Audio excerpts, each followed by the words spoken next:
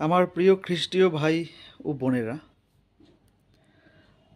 যদি আমরা অনুশোচনা করি, আমরা যখন কোনো পাপ করি, তার কিন্তু ক্ষমা নিশ্চয়ই আছে। এবং প্রভু যিশু আমাদের কিন্তু সেই ক্ষমা করে থাকেন।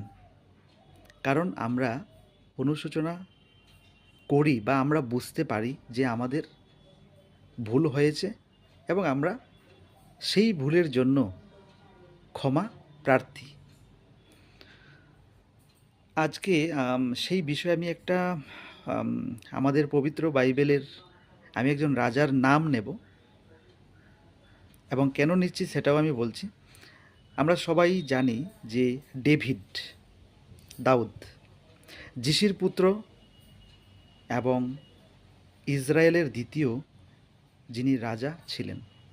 উনি কিন্তু বাথশেবা নামক এক নারীর সঙ্গে ব্যভিচার করেছিলেন এবং সেই নারীর স্বামীকে মানে উরিয়কে হত্যা করেছিলেন। পরে তিনি বুঝতে পারলেন যে তিনি খুব পাপ করেছেন, খারাপ কাজ করেছেন এবং পরে তিনি অনুশোচনা করে ঈশ্বরের কাছে ক্ষমা চাইলেন। অ্যাকচুয়ালি ডেভিড কিন্তু ঈশ্বরের খুব প্রিয় পাত্র ছিলেন।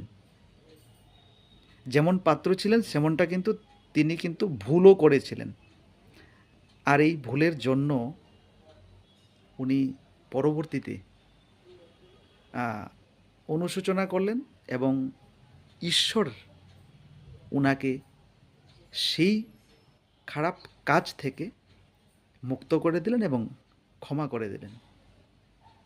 তো আমি সেই জিনিসটাই বলতে চাইছি আমার প্রিয় খ্রিস্টীয় ভাই ও বোনেরা এবং আমাকে যারা দেখতে পাচ্ছেন, শুনতে পাচ্ছেন, যে আমরা যখন কোনো ভুল কাজ করি এবং যখন আমরা বুঝতে পারি যে সেই কাজটা আমার ঠিক হয়নি এবং আমার ভুল হয়েছে, তখন আমাদের কিন্তু অনুশোচনা করা দরকার। তখন আমরা কিন্তু প্রভু যিশুর কাছে, আমরা যদি ঈশ্বরের কাছে সেই বিষয়টা নিয়ে আমরা ক্ষমা প্রার্থী হই, তবে কিন্তু প্রভু যিশু, তবে কিন্তু ঈশ্বর আমাদেরকে ক্ষমা করে দেন, যেরকমটা ডেভিডের সঙ্গে হয়েছিল।